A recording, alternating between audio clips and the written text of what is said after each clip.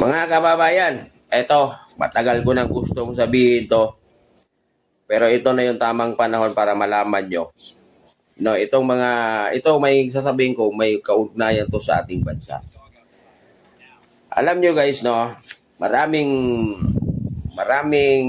itong babae na to, ang daming bumabatikos, ang daming galit, ang daming excited, ang daming hindi makapag-aantay. Alam nyo guys, no, ito na talaga yung tamang panahon na sasabihin ko sa inyo.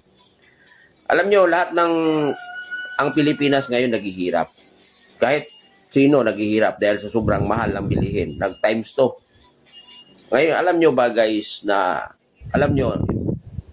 guys na ang tanging makapagbabago, ang tanging magkaroon ng tunay na pagbabago guys, ay magkaroon tayo ng isang presidente na babae.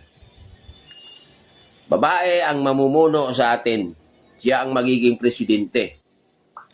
Pag yung babae na yan, may dalawang presidente na tayong dumaan. Pero itong pangatlo ngayon. Ito yung babae na makapagbabago lahat. Napapansin nyo guys, sobrang hirap ng buhay natin ngayon. Sobrang mahal ng bilihin. Dati ang gasol, bibili ka na sa 800 to 900 lang. Pero ngayon pag bumili ka ng gasol, naglalaro na sa 1718. Nagiging times 2. Yung mga presyo ng gasolina, lahat ng mga Pilipino ngayon naghihirap. Dito lang sa atin, huwag na natin isama yung ibang bansa. Lahat ng Pilipino ngayon naghihirap. Pero alam nyo ba guys, importanteng malaman nyo to. Matagal ko nang gustong sabihin sa inyo to. Pero iniisip ko, hindi pa yung tamang panahon para sabihin ko. Pero ito na ngayon ang tamang panahon na malaman ng bawat Pilipino. Guys, ang lahat ng paghihirap, yung naranasan nating kahirapan ngayon, bukod tanging babaeng presidente lang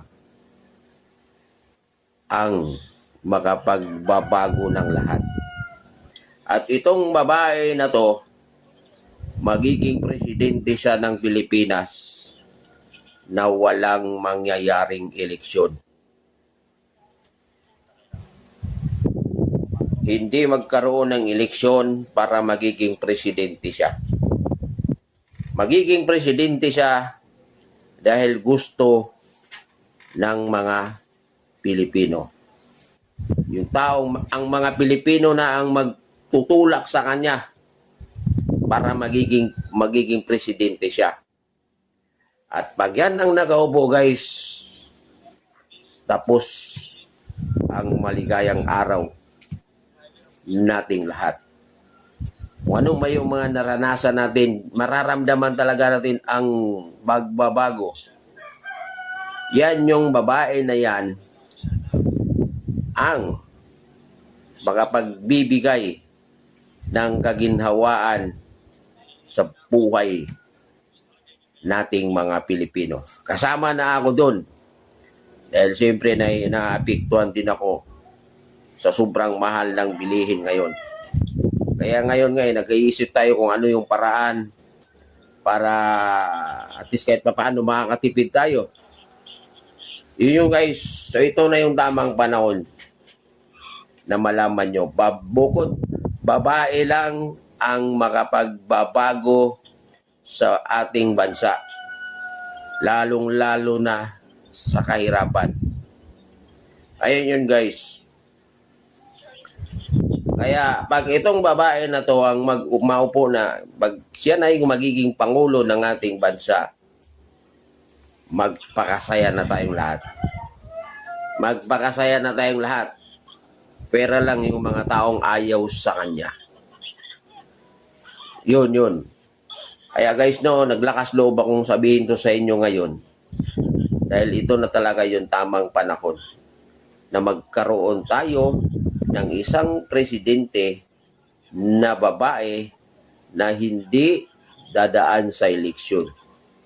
Magiging presidente siya na walang eleksyon na mangyayari. At pag yan ang naging nakaupo, pag yan ang magiging presidente ng Pilipinas, yung babae na sinasabi ko guys, tapos ang maligayang araw doon sa mga taong ayaw sa kanya. No? At magpakasaya tayo. Dahil itong babae na to guys, matik yan. So, yan guys, no? Wala akong tinutukoy kung sino itong babae na to. Pero dapat isiksik nyo sa kukutin nyo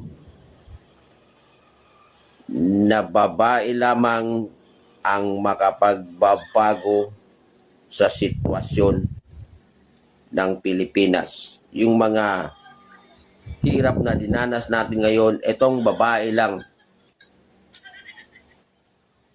ang makapagbibigay ng kasagutan sa hirap na dinanas ng mga Pilipino ngayon. Mahirap talaga ang buhay ngayon. Mahirap as in mahirap talaga. Kaya guys, matagal ko nang alam yan. Noon pa yan. Na babae, ang pag mayroon tayong presidente na babae, at itong babae na to, na uupo siya sa pagka-presidente na walang eleksyon na mangyayari, ito yung makapagbabago sa buhay ng bawat Pilipino, especially yung mga taong nasa laylayan. So, ang magandang gawin nyo ngayon guys, no, dahil sinabi ko na to at ito yung tamang panahon na malaman nyo to, is kailangan magmasid kayo kung sino itong babaeng tinutukoy ko.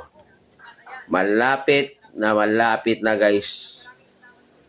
Pagtawid ng June, no, pagtawid ng June, kung makasurvive man tayo sa buwan ng June ngayong taon na to, magsaya na tayong lahat. Kasi magkaroon tayo ng presidente na babae na hindi dadaan sa eleksyon. So shout out sa ating lahat. No? Kaabang-abang. Kaya sabi ko nga sa inyo dapat maging alerto kayo,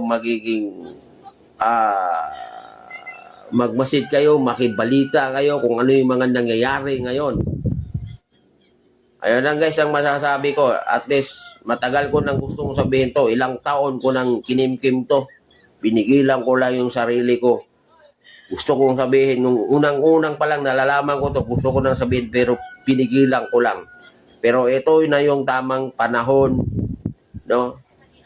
Para malaman nyo at sasabihin ko sa inyo. I-share nyo itong video na to para malaman ng bawat Pilipino na magkaroon tayo ng isang presidente na babae, na siya yung mamuno sa ating bansa at siya yung makapagbabago sa lahat ng mga nangyayari sa ating bansa, lalong-lalo na sa kahirapan na dinanas nating lahat.